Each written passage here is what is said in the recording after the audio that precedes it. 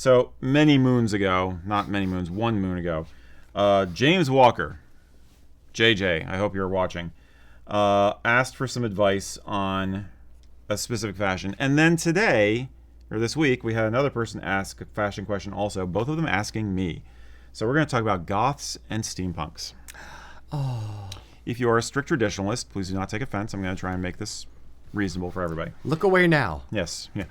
It's called Goth. Change the channel. So James Walker said, "Hey, Erik, I know y'all covered monochrome outfits before. However, I'd like advice on making a low-key goth vibe outfit. I'm thinking all black, but with a splash of color. Should that be limited to things like the tie and the flashes, etc., or something more prominent like a shirt color and hose or something like that?" And then Eddie.5075, roger that, say, question for Erik, what would be a good tartan for a steampunk look? Are there any other highland wear or accessories to go with a steampunk look? So definitely have opinions on both of those. If you want to chime in, yep, go ahead. You begin. All right, so let's see. This is your wheelhouse, not mine. It's 2 wheelhouses. Double paddle wheeling Wheelhausen. here. It's German. Hausen. This is your wheelhausen. Which is apropos because the goth scene is huge in Germany. Okay, so And techno. Goths and kilts. There's a lot of different ways you could approach this. Yeah, the simplest thing would be basically just go all black all the time and have like the classic, bright red silk tie or, a kilt pin with a red stone in it. I'm guilty of doing both. I've done both of those. Since most kilt jewelry is either pewter or silver, it's going to work just fine. A black sporran with some nice silver studs on it or something like that is going to look really cool. It can be very easy. And if you are coming at it from a traditionalist standpoint and you just want to have a kind of a gothic vibe to a otherwise traditional outfit, then yeah, go for darker tones. Maybe have, you could do all goth and have a weathered tartan, frankly. You don't have to be completely black to make it super goth. For instance, you could do a weathered tartan, a black frilly shirt, so you have the frilly cuffs and stuff, black waistcoat, and then a black or a cravat that matches the tartan, so you can play around with more color than you think. But there's basically 3 levels of goth you can deal with kilts, okay? Total just death rock, low bar, casual, going to a show kind of thing, where it's basically just a casual kilt and your band t-shirt and all that stuff and lots of makeup. 2 would be classic Victorian goth, which is easy to do because we're talking about traditional dress. A lot of it hasn't changed in 120 years. It would kind of blend. And yeah, Argyle, a lot of Scottish wear looks very Victorian, so you can just lean into that, just go with the darker colors. 3 would be corporate goth, which is basically, as the joke goes, corporate goth, because good boots cost a lot of money. And then that's where your initial idea of doing an all-black outfit, modern, like a modern waistcoat, Barathea cloth, not tweed, a good quality black dress shirt or a gray or a silver dress shirt, and then a black tie or a single color red or purple or lime green. Those are my favorite goth colors. Tie, and then I would not mess around with kilt hose colors. Keep them black, and keep flashes probably also black or maybe the accent color. And just wear extra jewelry. I mean, you could wear a completely traditional outfit, but if you've got rings on all your fingers, you're gonna look goth as fuck. So that's basically it. I mean, do you want to be like grungy or clean cut? You can do it all. And in that sense, basically, you're using the kilt more for a fashion kind of a thing. I know people who have a clan tartan and have done gothicized outfits that incorporate a weathered or muted version of a clan tartan. You can get away with it. That's fine. I would just be, as always, respectful about the occasions that you're wearing this to. Okay? Don't wear this to a clan meeting. Like if you're going to volunteer at the tent at the Celtic festival for Clan Gun, do not show up in goth makeup. Don't wear corpse paint to represent your clan. You're scaring the kids. Don't go to the St. Andrew's dinner, and be like, oh God, who's the character from IT Crowd? Noel Fielding in IT Crowd with the goth behind the big red door. Don't do that. But she said I could come out. Well, you can't come out. You're bringing everyone down. Yeah, it can be done. You're on the right track. enjoy it and just go simple with the accessories. Steampunk. Weathered tartans, duh. Brown. The joke here is steampunk is what happens when Goths discover the color brown. Not entirely true, but brass accessories instead of silver, if possible. That can be fun. I think weathered tartans are definitely the way to go for it. You could do any tartan you want because steampunk is supposed to be a riff on the Victorian age for the most part. Here's the thing, though. I would not use a military tartan. A lot of people who do a steampunk look for an event want to do like a military, adventure-y kind of a thing. So they'll have like military stuff, like oh, I'm the captain of the airship.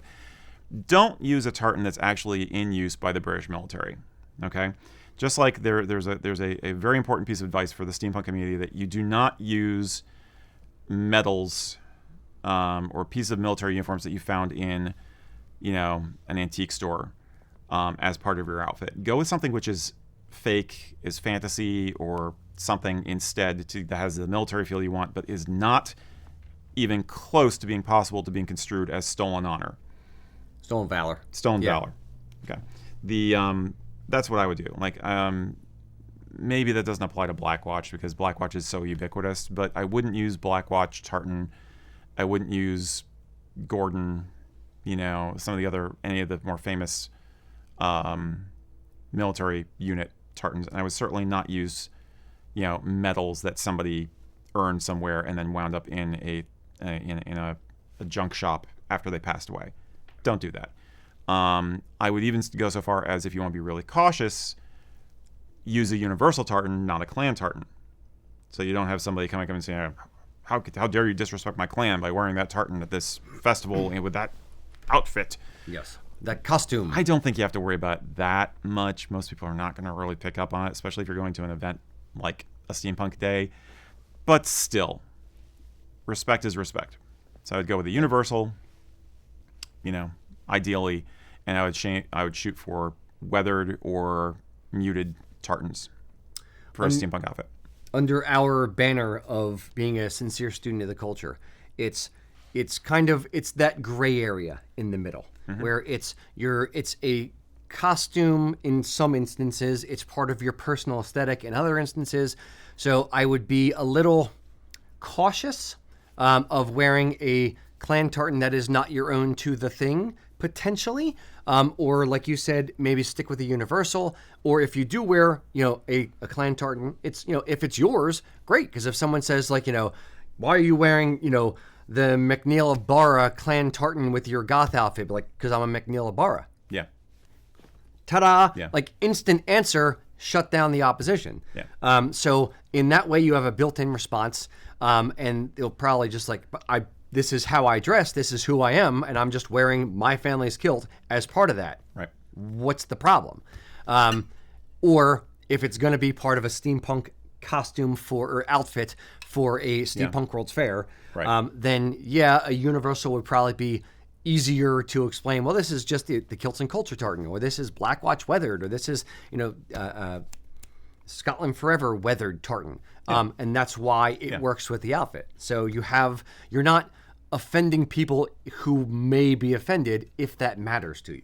It doesn't. Again, it's not likely to happen. But I was once at a steampunk event in Philadelphia many years ago, and there's a guy in line in front of me who was wearing military medals as part of his costume, and there was a veteran who was also in line. And had his own steampunk gear. He was there for the same event, but he went up to the guy and said, "Are those yours?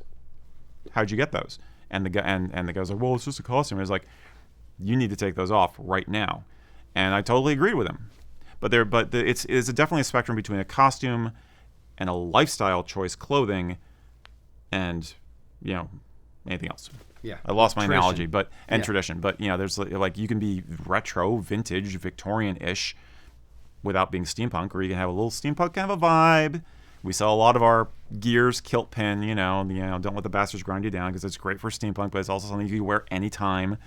And there's definitely people who wear all black with their clan tartans. So it's a question of context, as always. What event are you going to, and how much of it is really you as a lifestyle versus a costume. Yeah. Or are you going to an event or just out in the world? Right. And if you are just out in the world wearing, this is your personal aesthetic, you must recognize, well, whether you're wearing a kilt or not, you must recognize that certain people are not going to like what you're wearing or are going to take offense to something. Yeah. At some point, you're going to offend someone just for wearing a red hat or a green hat or a blue hat. It doesn't matter. Mac has a blue hat on, so you offend me, sir. There's historical precedent for that, actually. But the point is, you're going to offend someone no matter what you do. So just choose your battles and who you want to offend and how offensive you want to be. Yeah. And as long as you know that going in and you're comfortable with your decisions, how about it? Yeah. But that's basically it. With both of these cases, I would say a lot of time less is more. I'm always amused by pictures of like very goth men's fashion online, and then all these women are going like, "Oh, it's so amazing! You look so sexy!" And I'm looking at this and like, it's the most god awful jacket I've ever seen. It's obviously crap made in China. It's like, you could look just as good with something that's made good quality, and it's not quite so. How many zippers do you need? Oh, do they actually go anywhere? Not about Is the that zippers. a Not about pocket the or not? zippers. I'm thinking more 70s punk. It's about the brocade these days. There's a lot of brocade out there. Fair. But yeah, so have fun. Cheers. Play. All right, Mac. Play, but play nice. Play nice. Play nice. Indeed. Yep. Goth, steampunk, heavy metal, punk. Well, maybe not punk, but for most subcultures, good taste is good taste. Style is style. So, take your time to develop these outfits. Tell me in the comments if you are involved in a subculture and how you integrate kilts into your look. Hopefully you do it in a super original and yet with a nod to tradition kind of way.